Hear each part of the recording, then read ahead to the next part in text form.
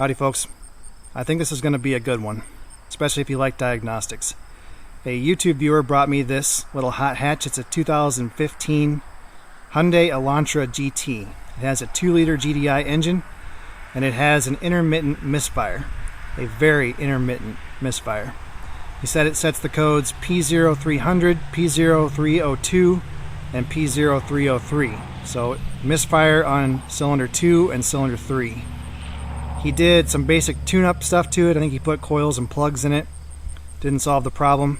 He took it to another shop. They looked it over and couldn't find a problem. So it's our baby now. And it feels electrical in nature.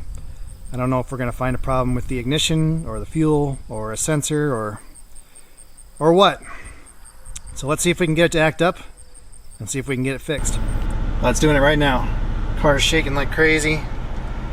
Got misfires on 3 and 4. This is showing 2 and 3.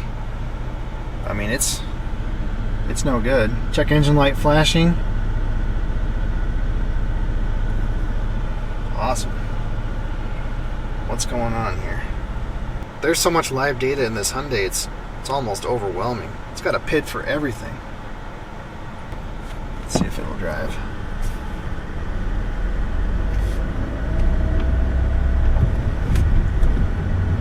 Alright, we're limping it back to the shop. It definitely has a misfire and reduced power. I'm hoping it stays broken until we get back there. Bad news is, I've got Big Brown on my tail. If there's anybody who doesn't want to go 50 miles an hour, it's a UPS driver. Alright folks, made it back to the shop. This little engine is not happy.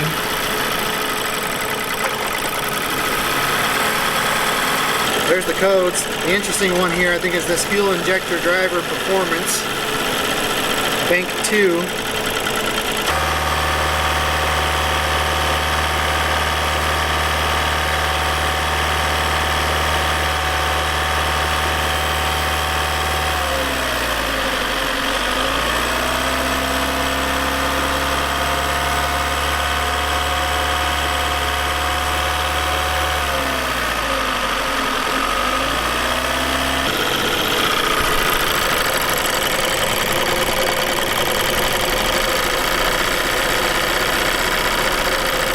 Well, fudge. I was playing around here, shutting down the injectors, and I killed the engine. Restarted it, now it runs like a top. So that sucks. Alright folks, I'm struggling today. I can't talk, which is good news for some of you, but we're going to push through. Here's the situation as I currently understand it. Most of the time the engine runs just fine. Customer drove this car here from about an hour away. It never missed a beat. I went for a test drive, I think 2 times, and it never missed a beat. On my 3rd test drive, about 10 minutes in, just putting through town, it developed a misfire. The check engine light was flashing. We got the P0300, P0302, P0303, so that's misfire on cylinder 2 and cylinder 3. I pulled the connectors off of the coils for cylinder 2 and cylinder 3. There was really no change. For sure, cylinder 3 is dead. Cylinder 2 seems to be basically dead. 1 and 4 seem to be fine. I checked the primary ignition with a Noid light. The PCM has control of those coils. I don't think we have an ignition problem. Using my scan tool, I can shut down the injectors one at a time. I shut down injector number 3. There was no change. Shut down injector number 2. There was no change, or at least very little change. When I shut down injector number 1, it killed the engine. So I believe it's only running on 2 cylinders when it has this problem. But the issue for me is that once the engine died and I restarted it, now it runs just fine. All I've got to go on is a code P062E, which is an injector driver code for bank 2. I popped the cover off the little connector here at the ECM. That's the computer right there behind the battery. And I've tapped into the low side and high side control for the injector number 3. Hyundai gives us a known good waveform. So we're going to fire it up and see if it matches this waveform. And then we'll probably try comparing the amperage from one injector to another, or a good injector to a bad one. But I'm not sure how far we're going to get because this is so intermittent.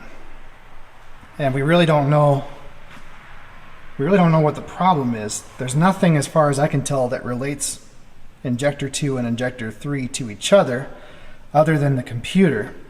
Now, of course, when the computer detects a misfire, it's going to shut down that injector so that it doesn't destroy the catalytic converter. But yeah, you're kind of chasing your tail. We don't know if it's an injector, a harness, or the ECM that's causing the problem. Yeah, there's something funky going on.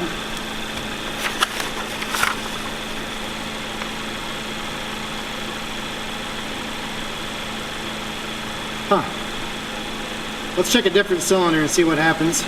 So the blue and the red is cylinder 3, the green and the orange is cylinder 1. They seem to be acting identically.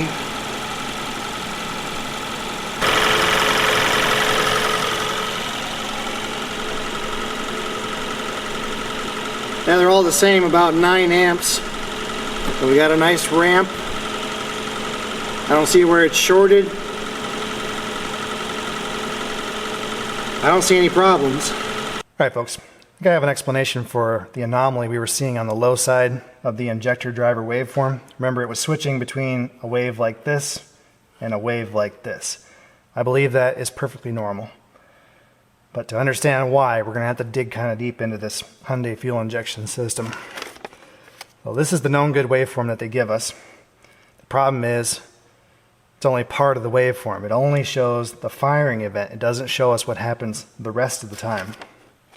So I believe I said earlier that there was nothing relating injector 2 and injector 3 to each other. That is not correct, because this is a GDI engine, gasoline direct injected, and it acts, for all intents and purposes, just like a common rail diesel engine.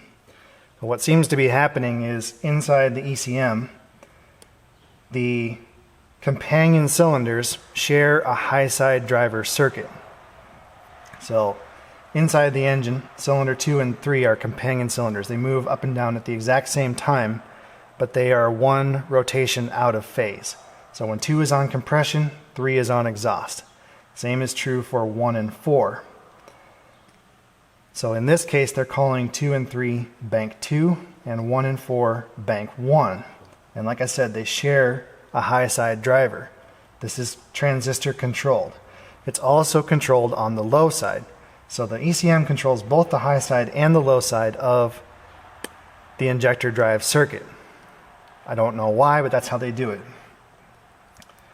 So what we're seeing on the scope, if we look at the high side of cylinder 2 and the high side of cylinder 3, they should be exactly the same because they come from the same source inside of the ECM.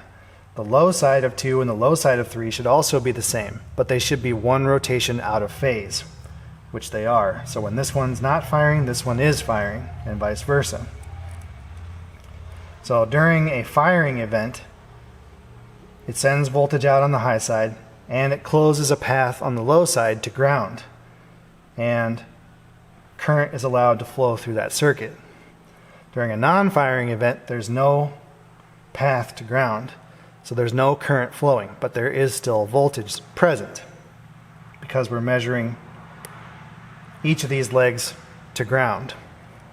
So during a non-firing event, this circuit is essentially open here, and the voltage goes from the driver through the injector, which in this case the injector would just act like a piece of wire, and comes back out here. So we're going to see exactly the same thing on the high side and the low side during a non-firing event, which is what we see here. During a firing event, it's a little bit different story.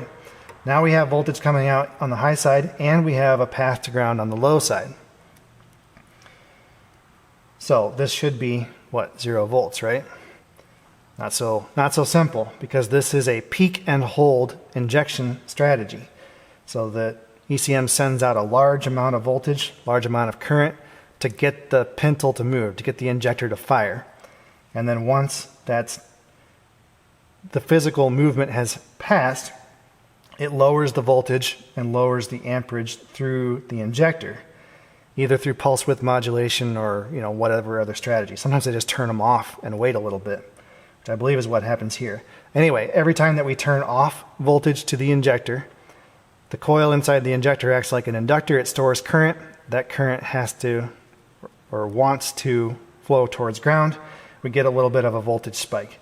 Same thing when the hold circuit ends, we get a little bit of a spike here. Anyway, I believe all of that is normal. So really all we have to go on right now is this P062E, which is an abnormal condition in the injector driver circuit somewhere in bank 2. We don't know which injector it's on. We don't know which component it's on. What's frustrating is that we don't have any of the other codes that would be associated with a problem in those circuits. So like a P0265 would be a short to voltage, P0267 short to ground, P0203 is an open circuit. We don't have any of that. All we have is this P062E, and all it tells us is that there's something abnormal. It doesn't tell us what that is. It's continuously monitoring for something abnormal. So that's very helpful.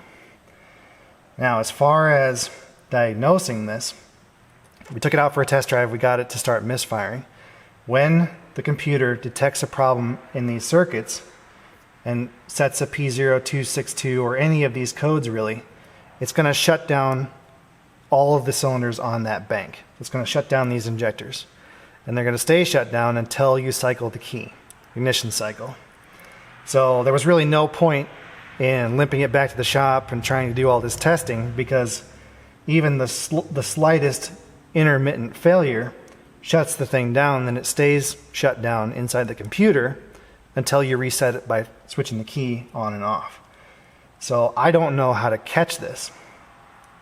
All we can do is hook up our scope to cylinders 2 and 3, go drive it, hope that it messes up and that we catch it in the buffer on the scope at the exact point that it messes up. But even then, how are we going to know what component is at fault? Could be a bad connection here at the injectors. There's another connector here in this harness. Could be a dodgy connection there. Could be chafed wires in the harness somewhere. Could be an internal short or open in one of the coils in the injectors. Could be a bad ECM. We don't know. We can't reliably replicate the problem. I also cannot access any of those injector connectors. They're underneath the intake manifold. So this is a doozy as far as diagnostics goes. I don't know how we're going to catch it. I mean, we could just replace everything. Replace the computer, the harness, and the injectors, and I would assume that would solve the problem, but there's got to be a more elegant solution. I just don't know what it is. I did take a borescope and shove it in there. I don't see any obvious problems. There's no big mouse nest or anything in there. We could pull the intake and do a visual inspection on that harness, but we cannot run the engine once the intake's been removed, so we can't do a wiggle test or anything like that. I just don't know. I had a Duramax a few months ago. It had a P0201 code that would pop up, and GM actually has a TSB about that for the injector harness. You had to replace the pigtail, and I never could get it to act up here. I finally just fired the parts cannon and replaced that pigtail, and it's been fine ever since. But I scoured the Hyundai TSBs. There's nothing about this code or anything to do with the injectors. And we got something different this time. I can feel it missing, but there's no misfire counters on the scan tool and no check engine light flashing on the dash. So it's a different, some kind of different failure this time. If I pop the number 3 coil connector off, we have no change. So it's got a dead miss on cylinder 3 right now.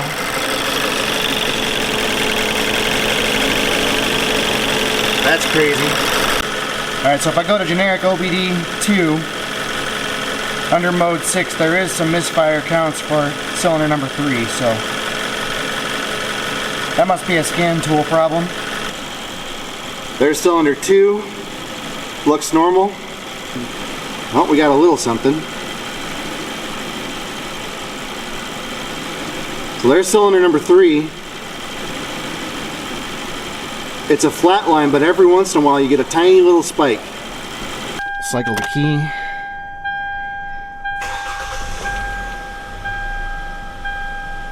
And I think we got all 4 back. There it is, that's cylinder 3. Well folks, I'm at a loss. I cannot explain what just happened. That's still the same codes from the last time we drove it. They're still not hard codes, they're just pending. But the difference this time versus last time is we only had cylinder 3 misfiring. Last time we had 2 and 3. And I was under the impression that if it has that P062E, that it shuts down the entire bank. That's usually how they work. Like on the Duramaxes, it shuts down one whole side of the engine, and they'll barely run. So I don't know. I just caught it sitting in the shop. Same thing. Misfire, cylinder 2, cylinder 3, P062E. If you look at the scope, this is the injector waveform for cylinder number 3. See that little guy right there? And then we get a bunch of them right here. See, it's got that short little pulse. So you got a wide pulse, short pulse, and eventually it's just going to drop completely off. Yeah, so now we got nothing. Alright, it'd be really cool if I could duplicate what I just did. So I'm just going to power brake it. I'm currently in drive. There it is, right there. Alright, we're misfiring like crazy. Shut it off. Everything's back to normal. Now let's try it again. In drive, power brake it. There it is, right there.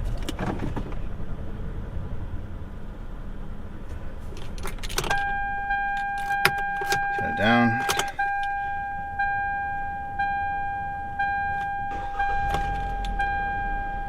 Running fine.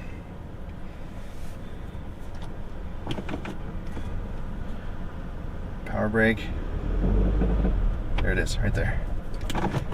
Awesome! We figured out how to repeat it. Oh, fantastic.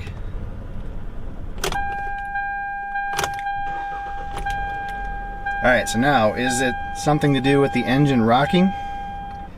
Like it's moving the harness a little bit? Alright guys, now that we can duplicate the problem, I'm able to do some pretty cool stuff with the picoscope. So I hooked up channel 2 and channel 3 to the high side control and the low side control.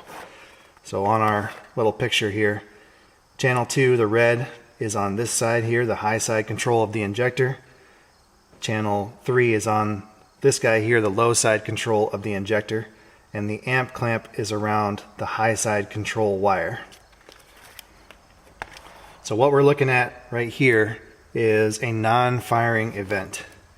That would be this part of the waveform right here. So the high side and the low side mirror each other almost perfectly, and there's no amperage because the injector's not being turned on.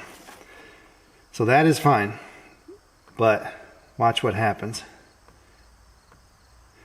So this is a firing event.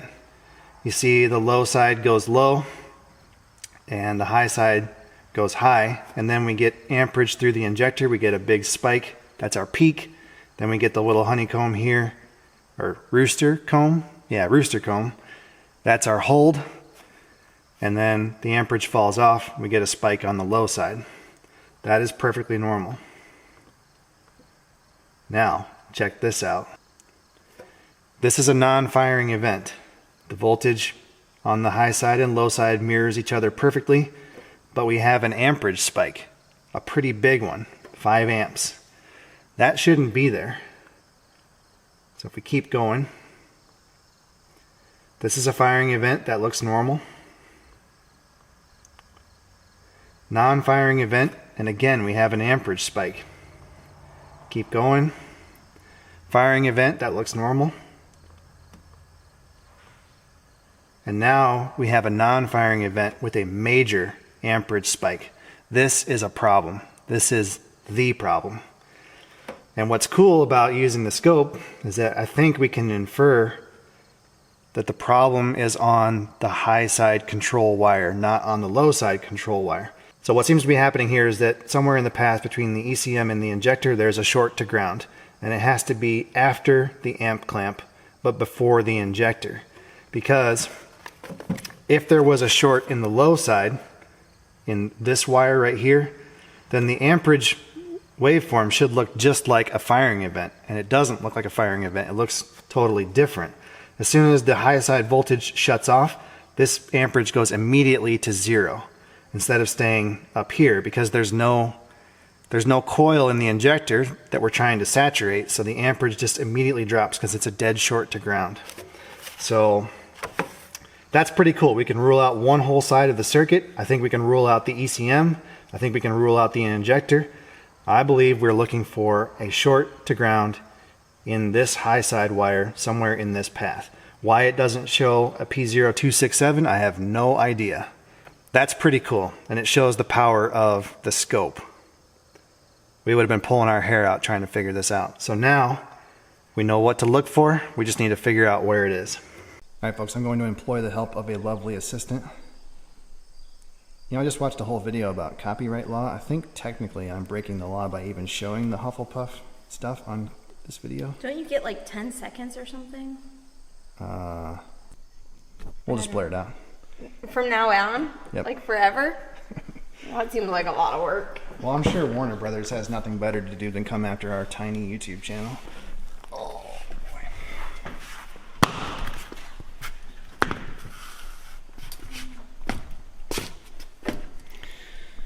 Alright, so what I need you to do is start the car. Then you're going to put it in drive and hold your foot on the brake. And you're going to hit the gas like power braking it. But, and this is key. Okay, so I'm turning it on. I'm putting it into drive. You're holding the brake. Holding That's the brake. the most important part. And then hitting gas. Because the takeaway from this is I don't want to die. Oh, you're going to be underneath the car? I'm going to be in front of it. Oh, I got this. Viewers, if I die, avenge my death. I don't have life insurance on you yet, so I don't want to kill you yet. All right.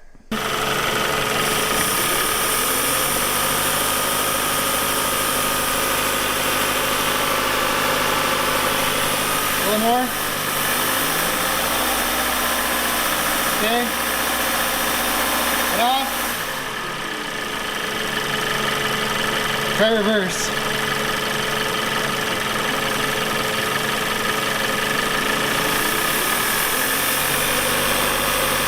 Okay. Okay. Go back to forward. Get to drive.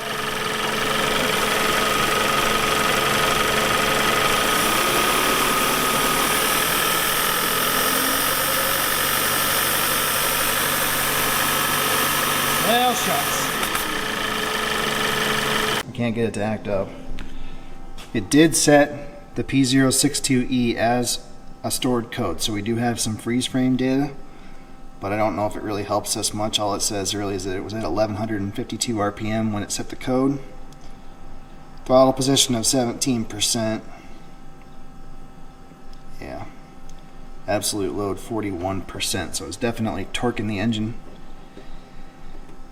I don't know. I mean, it's a relatively short harness. It just runs from here down beside the battery, underneath the intake, up and underneath the intake to the injector. So we may have to pull the intake off to inspect the harness. I think that's probably the next logical step. Alright folks, I got permission to pull the intake manifold off. So if I had the right socket, we could do that. I don't know why it won't act up. I haven't changed anything other than I took the intake off. Which this is a speed density engine, so that shouldn't matter. I'd stop kicking the tripod.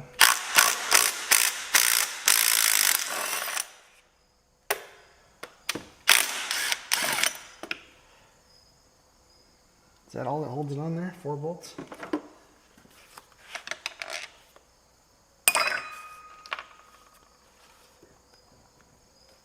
There's got to be one more. Yeah, there it is.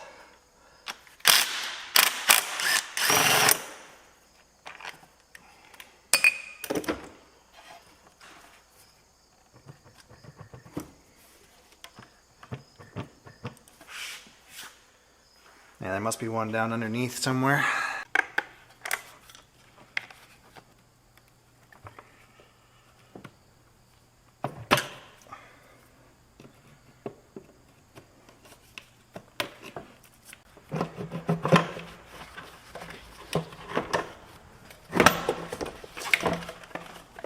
Well, other than destroying pretty much every piece of plastic I've touched so far, I haven't accomplished very much. This is the harness that runs up behind the intake manifold.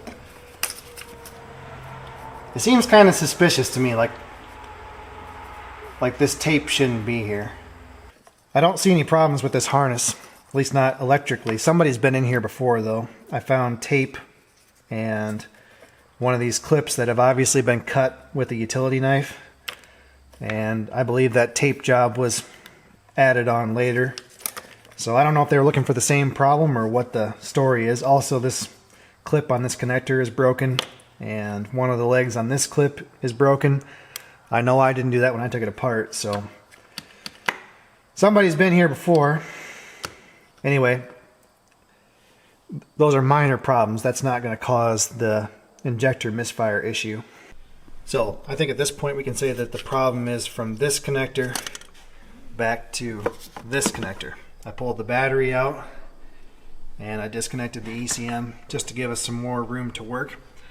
And I think I might have found the problem. So it's going to be hard to see. If I shine some light down in here. Alright, that's the best I can do. What you're looking at is a hose clamp on a coolant line that runs to the throttle body. And if we look right there, it certainly looks like it's rubbed through the tape on that harness. I think that might be our problem. Let me see if we can get access to that. See if we find some wire colors that correspond to those injectors.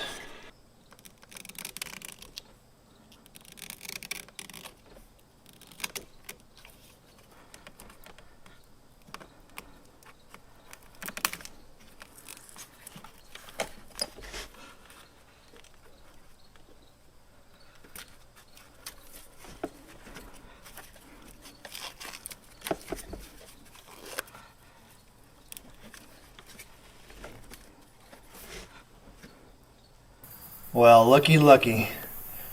I know for sure the high side control wire for injector number 3 is a green wire. And it looks like it's rubbed into this blue wire. I wonder if the blue wire is a ground. Should be able to figure that out. So this piercing probe is hooked into the high side control wire for number 3. If I check continuity to this rubbed through spot, bingo. There's your problem. Now, if we check this rub spot on the blue wire, and check that to ground,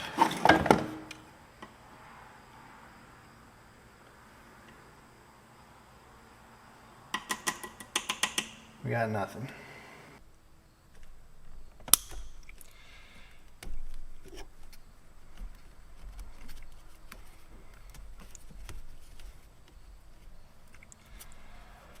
You guys won't believe this.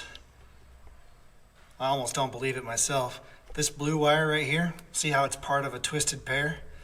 That is the low side control wire for cylinder number 2. So that explains why we were sometimes having problems with cylinder number 2 and cylinder number 3. Also, it's hilariously unlucky because this blue wire would only be grounded during a firing event, but because cylinder 2 is the companion cylinder to cylinder number 3, it is grounded during the non-firing event for cylinder number 3.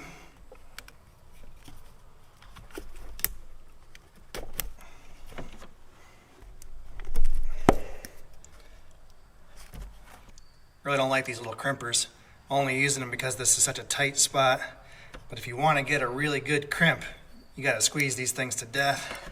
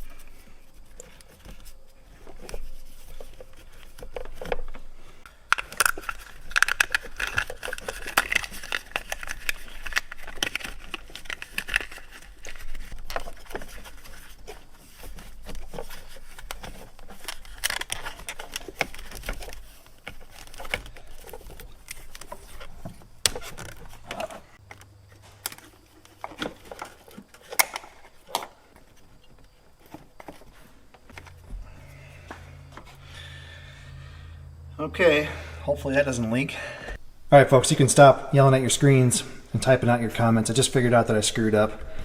I was wringing out the harness because the pigtail for injector 1 and injector 2 are basically the same length, and it would be very easy to swap those two. And in the process, I figured out that I crisscrossed these wires. Don't know how I did it. I wasn't paying attention. I totally connected the green wire to the blue wire and vice versa. So that's not going to work. I have redone it, and it is now correct. I also, in the process, discovered that the blue wire is not the low side control wire for cylinder number 2. It is the low side control wire for cylinder number 1. On the Hyundai diagrams, L is blue and B is black. All right, guys, I just want to clarify in case you weren't following along. What I believe happened is the metal hose clamp here rubbed through the tape, and it rubbed through the insulation on the blue wire, which is the low side control wire for injector number 1, and it rubbed through the green wire, which is the high side control wire for injector number 3. Now the hose clamp itself is not a path to ground. It was on a piece of rubber hose. It's insulated, but it can act as a short to connect the green wire to the blue wire. And in that case, there's a potential short to ground on the green wire, which is what we were seeing on the scope. Now what's weird is that these are not companion cylinders like I thought initially. If it was cylinder number 2, I can understand this, I could easily understand how this is a problem. But on cylinder number 1, I'm not 100% sure how this is a path to ground. There must be enough overlap in the ground side control that it creates a path to ground during the firing event for cylinder number 3. It's the only thing I can think of. I don't think it's grounded all the time. Maybe it is. I really don't know. No, it can't be, because they share the same high side control. So this low side has to be switched at least, once per revolution? Anyway, I don't think it really matters. I do think, though, that since it was shorted to another injector and not shorted to a constant ground or shorted to a constant power, that explains why we didn't get the P0267 or the P0265 codes indicating a short to voltage or a short to ground. That's why we didn't get those codes. That's why we only got the P062E. The computer knew something was wrong, but just like us, it couldn't explain what the problem was. So, yeah, pretty crazy. All right, folks, there's a spot in the harness that we fixed. Put a little extra loom wrap on that. There's the offending hose clamp. We spun that to the other side. Everything is clipped in and connected up. There's the injector harness. I went ahead and retaped all of that. And then I just put a zip tie around that one broken connector. That should be fine. It hooks over the peg on the sensor there, so I don't think that can possibly come unplugged. Yeah, we're looking good. I'll put the battery and the computer back in, and then we're gonna have to wait for intake manifold gaskets. These look pretty good. I mean, we would be fine to just put those back together, but I ordered them. It's supposed to be here tomorrow. I think we'll just go ahead and wait for them to come in, just to be safe. Got our new intake manifold gaskets installed. Let's put this guy on.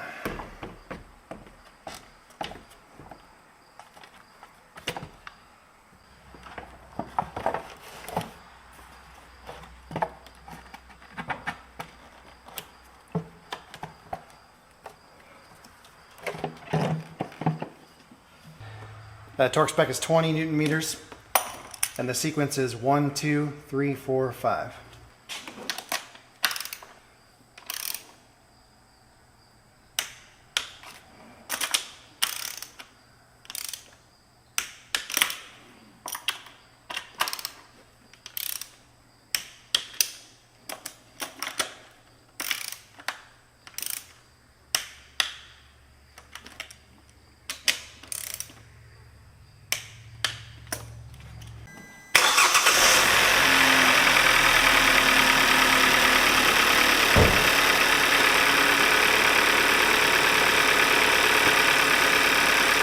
All right, folks, I don't know what else to do. It starts, it runs, it has no codes. I think we're done. All these connectors for the coils are broken. The little locking tabs are broken on all of them. Pretty common problem. So I just put a blob of silicone on each one just to keep them from rattling off there. It's not a whole lot you can do.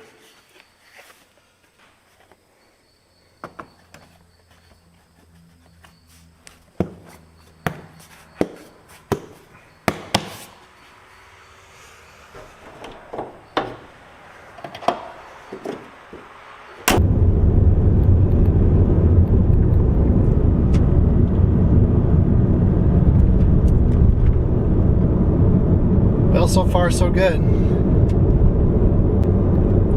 If there was another short to ground, it should show up on this glass smooth test track. Oh,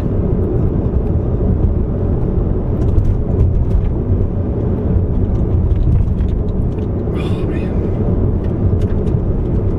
You gotta love Illinois. They tarred and chipped this road, but they didn't fix any of the holes before they did it. So, it looks nice, but it's still just as rough as it was before.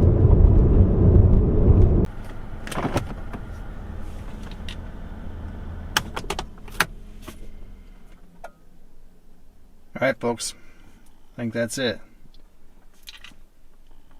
Pretty cool. What are you doing, buddy? I'm spraying. You're spraying water? Alright, folks, that's it. I think the Hyundai is fixed. I'm going to send it home. Pretty cool diagnosis. You definitely could have done it without the scope, but you know, it makes it a lot faster and it gives us a lot more confidence in our diagnosis. So that's why we use it. Everybody always wants to know what this kind of thing costs. I will tell you that I have approximately, well, minus messing around with the camera, approximately 5 hours in this job. It took me about, I don't know, it probably took me honestly about 3 hours to find the problem. And then pulling the intake manifold, I think book time on that's about 1.4 hours. We would not have had to pull the manifold. That was a misstep, but you know, you don't know until you know. And I always get those people in the comments who are like, bro, don't you know, you always check for the hose clamp rubbed through the harness. That's the first thing you check. That's the first thing I check every time. How do you know that's how they sound? That's how they sound in my head. Oh, okay.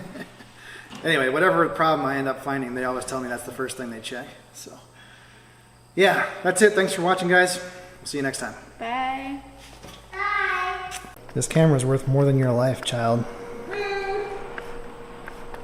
I will sell you to a Bedouin trader. Ah! Alright, we going to the fair? Yeah. Mama? I can't go in heels, so I need a change. That doesn't mean we're not going. I'll put on a Watch Wes Work t-shirt. If only they were on the website and available for purchase. Yeah, they're all ready to go. Someone just needs to get on the website. 9 boxes, approximately 1 Toyota RAV4 full. Yup. Yep. 450 shirts that I folded in 2 days. Better you than me. Yep. All those years working retail paid off. We'll get them. We'll get the website updated one of these days. Yeah. I'm Or hoping this weekend. Before Christmas. Before the utility expo. All right. Say goodbye. Bye. For dinner? Ice cream for dinner. Well, that one looks like a very old one. I think they're all pretty old, buddy. Look at this one. That's a little tractor, isn't it? No, this one. It's gonna be number 10. We never used to have these when we were kids. Found the modifieds. 327 Chevy and a Farmall H. This is pretty cool. They took a Farmall B and they flipped the final drives upside down. Made a lowrider out of it. It's got some kind of little V6 in it.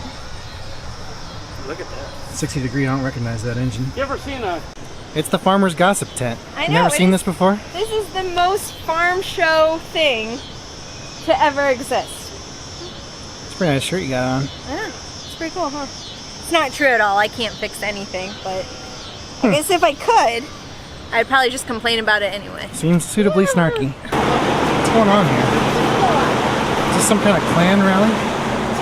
Honey, inappropriate. I know. Keep it family friendly. Pooping. They're just sleeping. As if a sheep wasn't hot enough already. Well, this young person's a whole lot more dedicated than I ever was.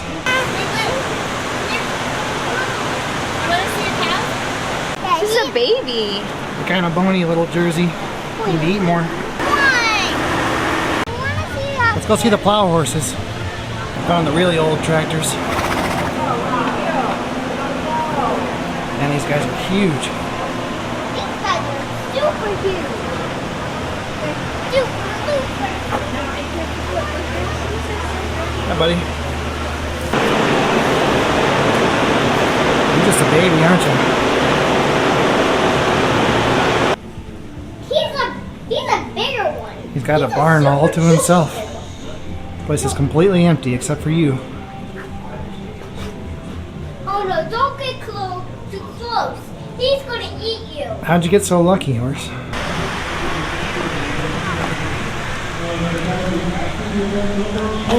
I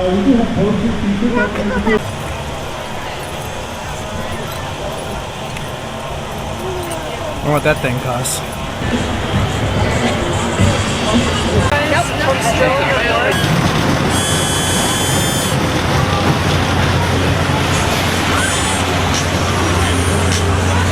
I don't know, folks. These same rides have been coming here since I was a kid. Not sure I want to get on them.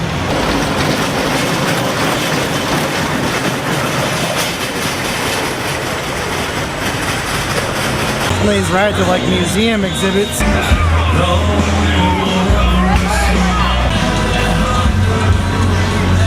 It's supposed to be fun, kiddo. Try smiling.